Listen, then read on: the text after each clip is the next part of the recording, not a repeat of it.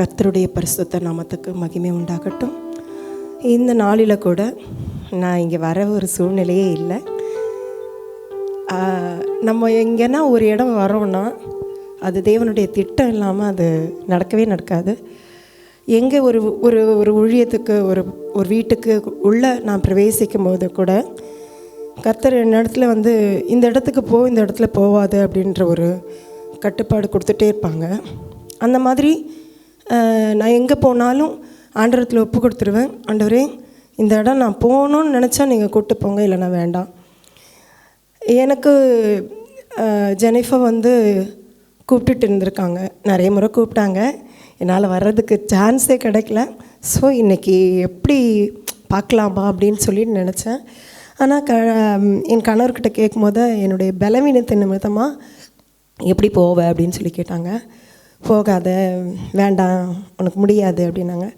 பலவீனம் என்னென்னா, ஒரு மாதத்துக்கு மேலே என்னுடைய வயிறு அப்செட் ஆகிட்டு ரொம்ப முடியாத சூழ்நிலை. என் நேரம் இப்படி நான் நிற்க வைக்கிற வேறு யாருன்னா இருந்தால் கட்டாயமாக பலன் கிடைக்காது, பலன் இருக்காது. நம்ம எப்போவுமே நிற்பதும் நிர்மூலமாக அதிருப்பதும் தேவனுடைய சுத்த கிருபை. ஒவ்வொரு நாளும் அவருடைய வார்த்தை தான் நம்மளை தேற்றுது. அவருடைய அன்பு நம்மளை அரவணைக்குது. இப்படியே நம்மளை ஒவ்வொரு நாளும் கொடுத்துருக்கிற தேவனுக்கு மகிமை நம்ம அதிகமாக செலுத்தியே ஆகணும். எத்தனையோ சூழ்நிலையில் நான் மரிக்கும் தருவாய் போலெல்லாம் நிறைய வந்திருக்கு. எனக்கு வீசிங் ப்ராப்ளம் இருக்குது. வீசிங் ப்ராப்ளத்தில் ரொம்ப மோசமான சூழ்நிலையில் நான் போக இருந்தேன். அப்போது நைட் டைமு ரொம்ப முடியல. அவங்க எங்கள் ஹஸ்பண்ட் வெளியில் போயிட்ட பிறகு எனக்கு ரொம்ப முடியல, அப்படியே மூச்சு அடைக்குது, மூச்சு வாங்குது, அவ்வளோதான், நீ அவுட்டு அப்படின்ற மாதிரி எனக்கு ஒரு சவுண்டு கேட்டுகிட்டே இருக்கேன்.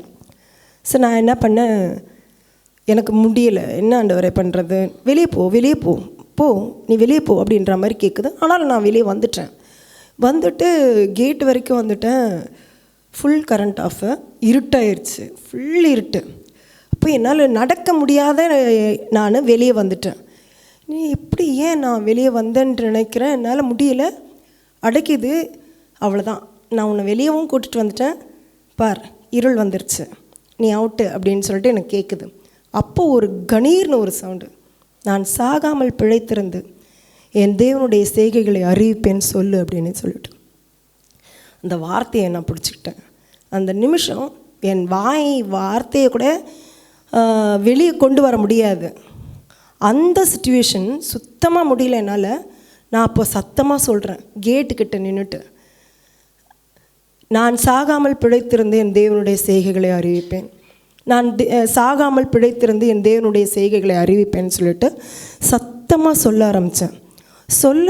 சொல்ல எனக்குள்ளே எப்படி அப்படி ஒரு பலன் வந்ததுன்னு தெரியல. வீட்டுக்குள்ளே வந்துட்டேன். வீட்டுக்குள்ளே வரேன், கரண்ட் வந்துருச்சு. அவ்வளோதான், பலன் வந்தது. துதிக்க ஆரம்பித்தேன், பாட ஆரம்பித்தேன்.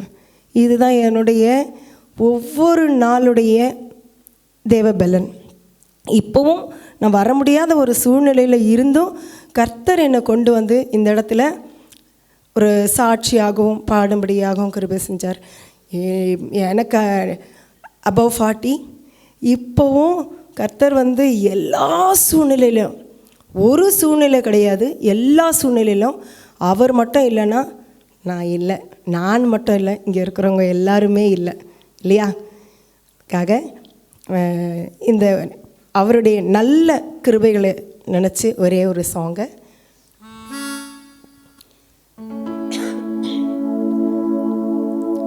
நல்லவரே என் இயேசுவே, நான் பாடும் பாடலின் காரணரே, நல்லவரே என் இயேசுவே, நான் பாடும் பாடலின் காரணரே,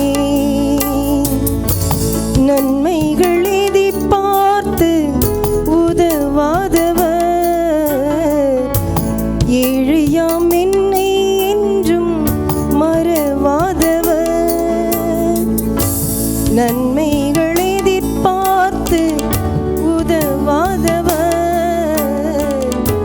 பிள்ளையாம் என்னை என்றும் மறவாதவர், துதியுமக்கே கனம் உமக்கே,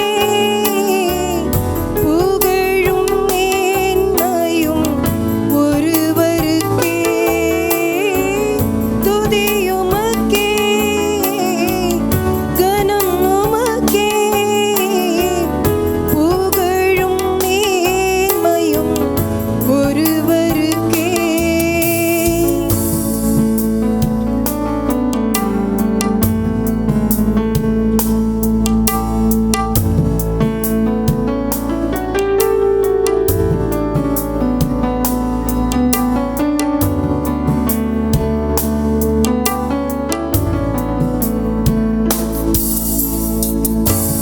எத்தனை மனிதர்கள் பார்த்தேனையா,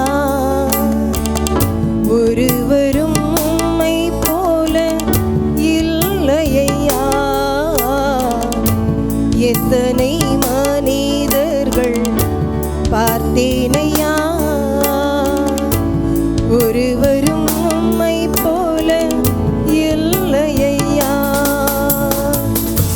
நீரின்றி வாழ்வே இல்லை உணர்ந்தேனையா, உந்தனின் மாறாத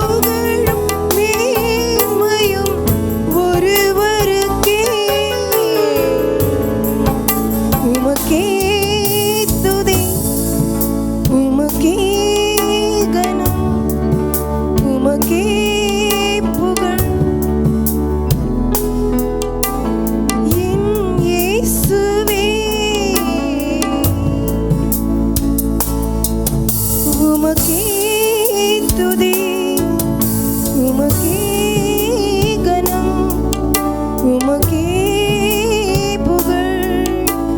ஆமென், ஆமென், ஹல்லேலூயா.